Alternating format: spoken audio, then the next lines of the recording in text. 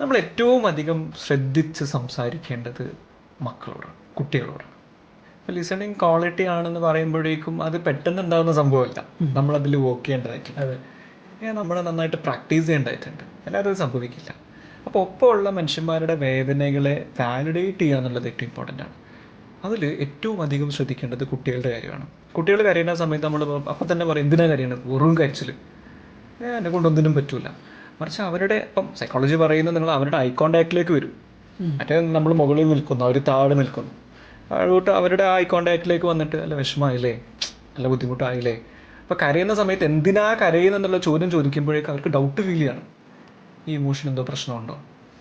Continuous ആയിട്ടുള്ള emotional ഇൻവാലിഡേഷനും അതോടൊപ്പം തന്നെ കണ്ടിന്യൂസ് ആയിട്ടുള്ള ഓവർ റിയാക്ഷൻസും പാരൻസിൻ്റെ ഭാഗത്ത് നിന്ന് വന്നു കഴിഞ്ഞാൽ ഗ്യാരണ്ടി ചെയ്യാൻ വേണ്ടി പറ്റും പേഴ്സണാലിറ്റി ഡിസോർഡർ.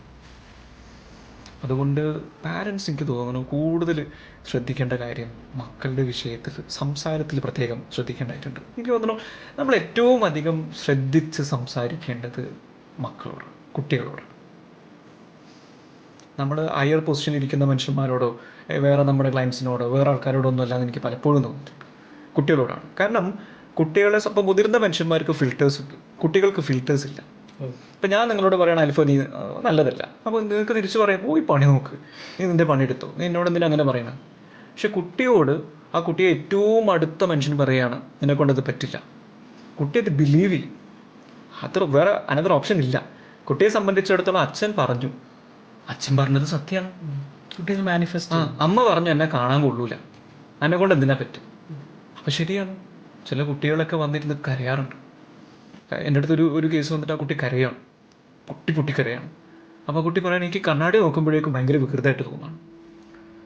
എന്ത് പറ്റി, ഞാൻ നല്ല ഡ്രസ്സൊക്കെ ഉടുപ്പൊക്കെ ഇട്ടിട്ട് വരുമ്പോഴേക്കും അച്ഛൻ പറയും എന്തിനാണത്, ഒരു മെനയില്ലല്ലോ.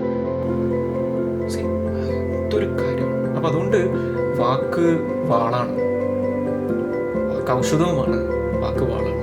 വാക്കുകൊണ്ട് നമുക്ക് ഒരാളുടെ ജീവിതം അങ്ങനെ മുറിച്ച് നല്ല രീതിയിൽ മുറിവേൽപ്പിക്കാൻ വേണ്ടി പറ്റും. വളരെയധികം ശ്രദ്ധിക്കണം.